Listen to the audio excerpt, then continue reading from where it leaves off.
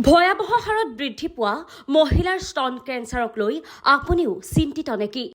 স্তনত cancer ৰোগ হলে আপুনি কেনেকৈ চিনাক্ত কৰিব?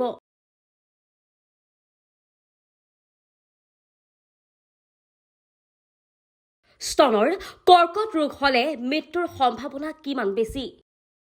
এনে বহু প্ৰশ্নক লৈ আপুনিও চিন্তিত নেকি?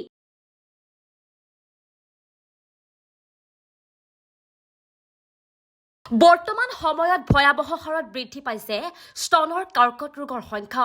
স্তনৰ কৰ্কটৰ বহুকেইটা কাৰণ আছে। পূৰ্বতে বয়স বৃদ্ধি হোৱাৰ পাছত অৰ্থাৎ ৭০ৰ পৰা ৭৫ বছৰ বয়সৰ মহিলাৰ ক্ষেত্ৰতহে বেছিকৈ স্তনৰ কৰ্কট ৰোগ দেখা পোৱা গৈছিল।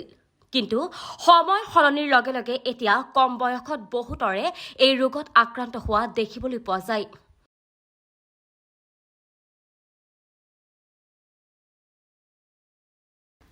আনহাতে পূৰ্বতে মানুহৰ সন্তানৰ সংখ্যা বেছি আছিল। বেছি সন্তান জন্ম দিয়াৰ ফলত শৰীৰত যি ইষ্ট্ৰজেনৰ মাত্ৰা থাকে সেয়া লাহে লাহে কমি যায়। কিন্তু বৰ্তমান সময়ত যিহেতু সন্তান জন্ম দিয়াৰ যি চিন্তাধাৰা সেয়া সলনি হৈছে, লগতে বিবাহৰ ক্ষেত্ৰতো যিহেতু পলমকৈ বিয়া হোৱা দেখা যায়, এনেবোৰ কাৰণতো কিছু ক্ষেত্ৰত এই ৰোগত আক্ৰান্তৰ সংখ্যা বৃদ্ধি পাইছে। ইয়াৰ উপৰি যিসকল মহিলাৰ মেদবহুল বা শৰীৰৰ ওজন অধিক হয় তেনে মহিলাৰ ক্ষেত্ৰতো স্তনৰ কৰ্কট ৰোগ সম্ভাৱনা বেছি। এতিয়া জানো আহক স্তনৰ কৰ্কটৰ লক্ষণসমূহ কি কি?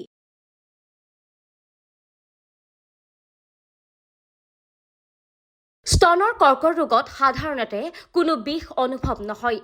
চিকিৎসকৰ মতে স্তনত কৰ্কট ৰোগ হলে স্তনত এটা টেমুনাৰ দৰে হয় আৰু সেই টেমুনাটো লাহে লাহে বৃদ্ধি হয়।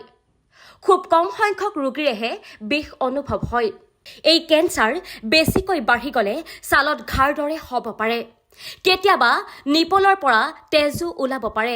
কাষলতিৰ তলতো টেমুনা হ'ব পাৰে। লগতে কেতিয়াবা গাৰ বিষো হ'ব পাৰে।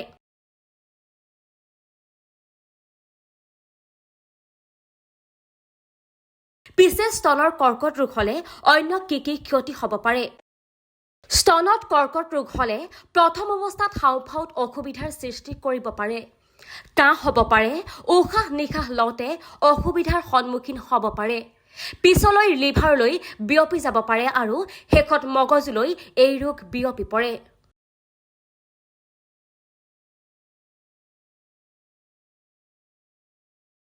স্তনৰ কৰ্কট ৰোগ হলে মৃত্যুৰ সম্ভাৱনা কিমান বেছি? পূৰ্বতে স্তনৰ কৰ্কট ৰোগত আক্ৰান্ত হোৱাৰ ফলত মৃত্যু হোৱা ৰোগীৰ সংখ্যা বহু বেছি আছিল। কিন্তু বৰ্তমান সময়ত লোকসকল সজাগ আৰু সচেতন হোৱাৰ ফলত প্ৰাৰম্ভিক পৰ্যায়তে এই ৰোগ ধৰা পৰে, যাৰ ফলত চিকিৎসাত সহায় হয়। বিশেষকৈ পশ্চিমীয়া দেশসমূহত এই ক্ষেত্ৰত সজাগতাৰ হাৰ বৃদ্ধি পাইছে। যিমান সোনকালে এই ৰোগৰ চিকিৎসা গ্ৰহণ কৰা হয় সিমান সোনকালে সুস্থ হোৱাৰ সম্ভাৱনাও বাঢ়ি থাকে।